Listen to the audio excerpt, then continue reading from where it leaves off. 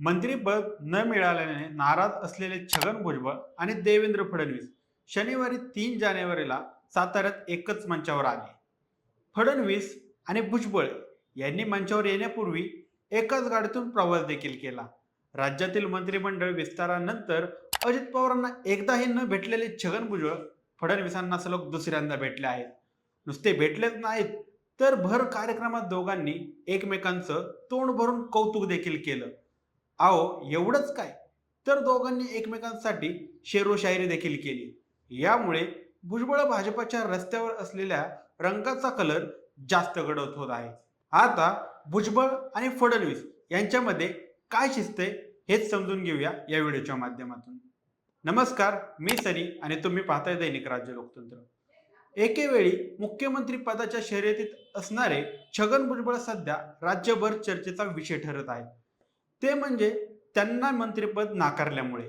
विधानसभा निवडणुका पार पडल्या आणि सर्वांनाच अनपेक्षित निकालही लागला. यानंतर या सगळ्या गोष्टी पचवत असताना मुख्यमंत्री पदासाठी महायुतीत झालेला रस्सीखेच, शिंदेची नाराजी, केंद्रीय नेत्यांचा दबाव, यातून देवेंद्र फडणवीस यांची मुख्यमंत्रीपदी निवड झाली. आता सगळं झालं असं सगळ्यांच्या मनात आलं असलं तरी निवडून आलेल्या आमदारांना लागलेली मंत्रिपदाची चाहूल मात्र कायम होती. वेगवेगळ्या खाते वाटपावरून मंत्रिपदाचा शपथविधी लांबला होता. मुख्यमंत्री आणि उपमुख्यमंत्री शपथविधीनंतर जवळपास 10 दिवसांनी म्हणजेच 15 डिसेंबरला महायुतीच्या 39 मंत्र्यांनी शपथ घेतली. या शपथविधीत अनेकांना मोठा धक्का बसला, कारण यावेळी अनेक माजी मंत्र्यांच्या नावावर फुली मारण्यात आलेली आहे. यापैकी छगन भुजबळ यांचं नाव प्रामुख्याने चर्चेत आहे. छगन भुजबळ यांचं मंत्रिपद 100% फिक्स असताना त्यांना का डावलण्यात आलं, असा प्रश्न देखील सातत्याने उभा होत आहे. सुरुवातीला सांगितल्याप्रमाणे छगन भुजबळ एकेकाळी मुख्यमंत्री पदाच्या शर्यतीत असणारे नेते होते. त्यांच्या मंत्रिपदाबद्दल बोलत असताना त्यांनी आतापर्यंत कोणकोणते मंत्रिपद भूषवले आहेत हे पाहूया. 1985 आणि 1990 साली भुजबळ मुंबईतील माजलगावमधून आमदार म्हणून निवडून आले. यानंतर शरद पवार यांच्या सहकार्याने त्यांना 1991 मध्ये महसूल मंत्री, गृहनिर्माण आणि झोपडपट्टी सुधारणा या खात्यांचे त्यांना मंत्रिपद मिळाले. यानंतर 18 ऑक्टोबर 1999 रोजी भुजबळ उपमुख्यमंत्रीपदी स्थानापन्न झाले. याशिवाय त्यांनी गृह आणि पर्यटन ही दोन्ही खाती सांभाळली. यानंतर एप्रिल 2003 ते 23 डिसेंबर 2003 या कालावधीत उपमुख्यमंत्रीपद आणि गृहमंत्रीपद त्यांनी भूषवले होते. 2004 मध्ये राष्ट्रवादी आणि काँग्रेस सरकार महाराष्ट्रात आल्यानंतर राष्ट्रवादीच्या जास्त जागा आल्याने छगन भुजबळ महाराष्ट्राचे मुख्यमंत्री होतील असे भुजबळांसाठी पूरक वातावरण होतं. पण शरद पवार यांनी आपली खेळी करत मुख्यमंत्री पद काँग्रेसला सोपवलं आणि आपण मुख्यमंत्री होऊ अशी अपेक्षा बाळगणारे भुजबळ यांना नोव्हेंबर 2004 ते 3 डिसेंबर 2008 या कालावधीत सार्वजनिक बांधकाम मंत्री पदावर समाधान मानावं लागलं. यानंतर 8 डिसेंबर 2008 रोजी दुसऱ्यांदा राज्याचे उपमुख्यमंत्री झाले. 2019च्या निवडणुकीत महाविकास आघाडीच्या सरकारमध्ये अन्न आणि नागरी पुरवठासह ग्राहक व्यवहार, राज्य सीमा संरक्षण मंत्री पदाची जबाबदारी त्यांना मिळाली.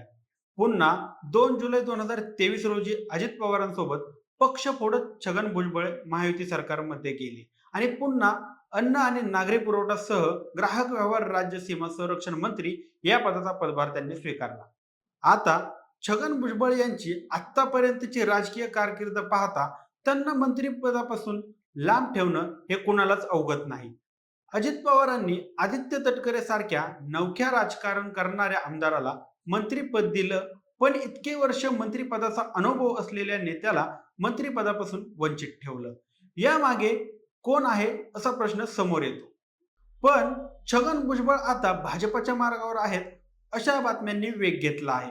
याचं कारण असं की 3 जानेवारीला देवेंद्र फडणवीस आणि छगन भुजबळ साताऱ्यातल्या नायगावमध्ये सावित्रीबाई फुले यांच्या जयंतीनिमित्त एकाच मंचावर एकत्र आले. यावेळी छगन भुजबळ आणि देवेंद्र फडणवीसांना एकमेकांचं कौतुक करताना त्यांना शब्द अपुरे पडत होते. त्यामुळे शेरोशायरी करत या नेत्यांनी राजकारणात नवीन बॉम्ब फुटण्याची शक्यता वर्तवली आहे. महात्मा ज्योतिबा फुले आणि सावित्रीबाई फुले यांचं काम पुढे नेण्याचं अवचित्य साधत दोघं एकत्र येत आहेत. आधीच भाजपाने एक मंत्रिपद राखीव ठेवलं आहे, हे मंत्रिपद भुजबळांसाठीच तर नाही ना, असे देखील प्रश्न उपस्थित होत आहे. आणि जर ते मंत्रिपद भुजबळांसाठीच ठेवलेलं असेल, तर भुजबळांना अजित पवारांनी मंत्रिपद न देणे हा पूर्व प्लॅन असू शकतो. या सगळ्या गोष्टी पाहता भुजबळांनी भाजपमध्ये केव्हाही प्रवेश केला, तर आता यात नवल वाटायला नको. तुम्हाला काय वाटतं? फडणवीस आणि भुजबळ जोडीचं समीकरण बसणार का? तुमची मते आणि प्रतिक्रिया आम्हाला कमेंट करून नक्की कळवा आणि जर राज्य लोकतंत्र चॅनलवर नवीन असाल तर चॅनलला सबस्क्राईब करायला विसरू नका.